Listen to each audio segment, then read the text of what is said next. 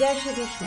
स्वागत है आपका साथी त्रिशला के साथ। कैसे हैं आप लोग, कैसे हैं घर में सब, ज़रूर बताइएगा। अक्सर घरों में लड्डू गोपाल की सेवा की जाती है। उनकी घर के अंदर हम बच्चों की तरह परवरिश करते हैं। उन्हें सुलाते हैं, उठाते हैं, नहलाते हैं, खिलाते हैं, अपने साथ घुमाने भी ले जाते हैं। पर क्या आपने कभी अपने लड्डू गोपाल से इस तरह अपने मन की मनोकामना बोली है? कैसे? नहीं बोली? अरे वही तो बताने आई हूँ। लेकिन इससे पहले ये तो बता दूँ कि मैं कौन हूँ। मैं आपके एस्ट्रोलॉजर हूँ, वास्तु शास्त्री हूँ, चेहरा भी पढ़ती हूँ, आवाज़ भी पढ़ती हूँ और हाथों की लकीरें भी पढ़ लेती हूँ। चूँकि आपकी सारथी हूँ, इसीलिए आपको जीवन का सार देने चली आती हूँ। हम नाना प्रकार की चीज़ों से लड्डू गोपाल का अभिषेक करते हैं।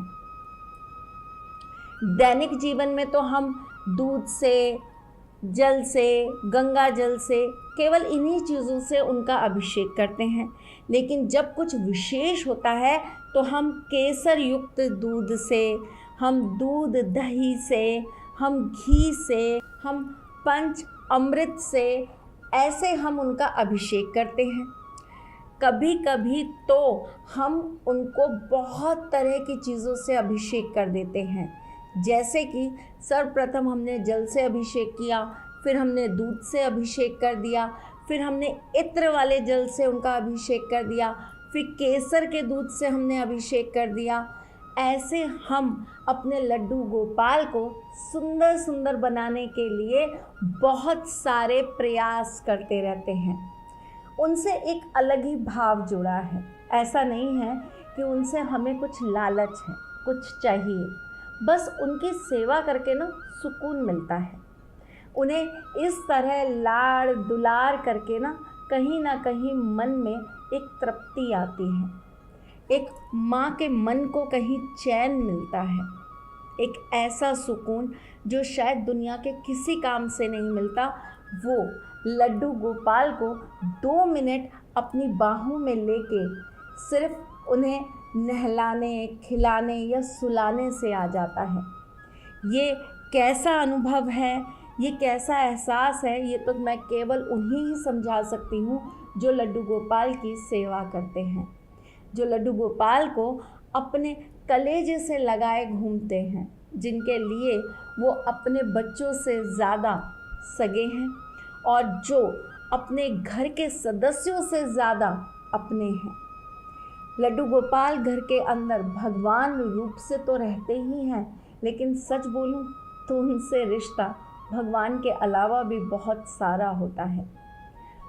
भगवान और भक्त का भाव अलग होता है और लड्डू गोपाल की जब हम सेवा करते हैं ना, तब ममता, प्रेम, वात्सल्य सब कुछ जाग जाता है और उस वक्त वो हमारे भगवान नहीं, किसी रूप में हमारे बाल हो जाते हैं।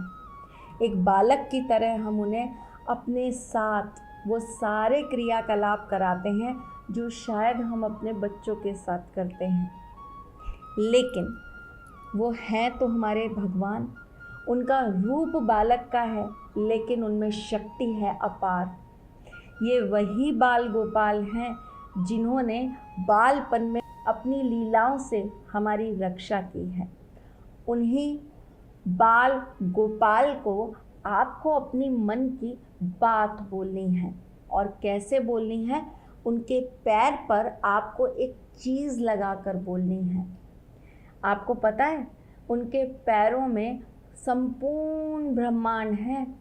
उनके पास पूरे ब्रह्मांड की शक्ति समाहित है। वो हैं छोटे से, लेकिन वो अपने मुंह के अंदर पूरी दुनिया दबाए बैठे हैं। वो जितने नटखट है ना, वो उतनी ही शरारतों के साथ आपके जीवन के कष्ट हर लेते हैं। वो एक मुरली की तान पर अपने भक्तों के सारे दुख समाप्त कर देते हैं।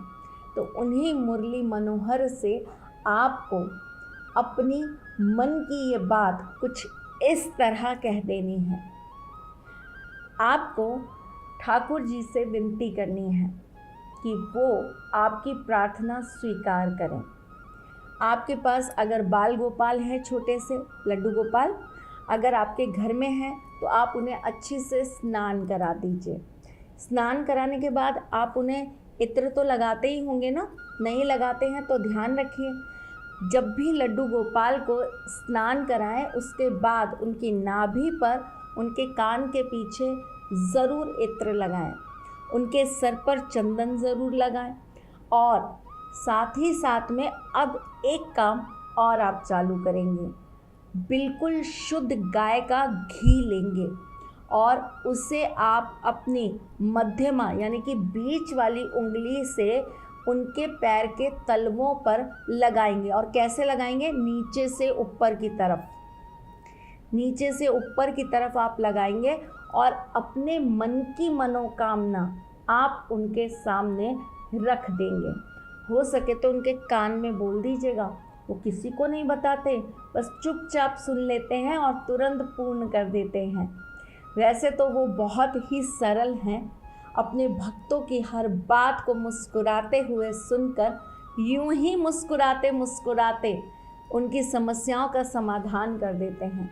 पर फिर भी अगर बाल है ना, बालक हैं, छोटे हैं, एक बार में ना सुने तो 2 बार बोलिए, 2 बार में ना सुने तो 3 बार बोलिए, बोलते रहिए राधे राधे और आपका काम यूं ही करते जाएंगे। देखिएगा आपकी मनोकामना कैसे सिद्ध हो जाएगी। ज़रूर करिएगा ये काम। और एक बात ध्यान रखिएगा, जब आपने घर के अंदर लड्डू गोपाल विराजमान कर रखे हो ना, तो आप जो भी भोग उन्हें लगाएं उसमें तुलसी पत्र डालना बिल्कुल मत भूलिएगा। चलिए जी, चलती हूँ, फिर आती हूँ कुछ नया, कुछ अलग, कुछ अद्भुत लेकर। तब तक के लिए मुस्कुराते रहिएगा, रिश्तों में मजबूती बना के रखिएगा, अपने साथी के साथ में जुड़े रहिएगा, प्यार देते रहिएगा, प्यार लेते रहिएगा, ख्याल रखिएगा अपना और उनका जिनसे आप प्यार करते हैं। मैं जल्द आपसे मिलने आऊँगी, तब तक के लिए राधे कृष्णा। सारथी माँ त्रिशला ज्योतिष के क्षेत्र में विश्व विख्यात नाम है। ज्योतिष शास्त्र में पीएचडी माँ त्रिशला पिछले 22 वर्षों से ज्योतिष की सभी परंपरागत विधाओं के साथ साथ अनेक दुर्लभ गुण विधाओं जैसे परछाई एवं नव्स के अध्ययन से अपनी सटीक भविष्यवाणी और पूर्वानुमान के लिए विख्यात हैं। अपने उपायों द्वारा लाखों लोगों का जीवन संवार चुकी माँ त्रिशला लगातार 2016 से ज्योतिष विभूषण अवार्ड प्राप्त कर रही हैं। साल 2018 में उन्हें उत्तराखंड के मुख्यमंत्री त्रिवेंद्र सिंह रावत ने ज्योतिष विभूषण अवार्ड से सम्मानित किया था और साल 2016 में उन्हें राजस्थान में बेस्ट एस्ट्रोलॉजर के अवार्ड से नवाजा जा चुका है।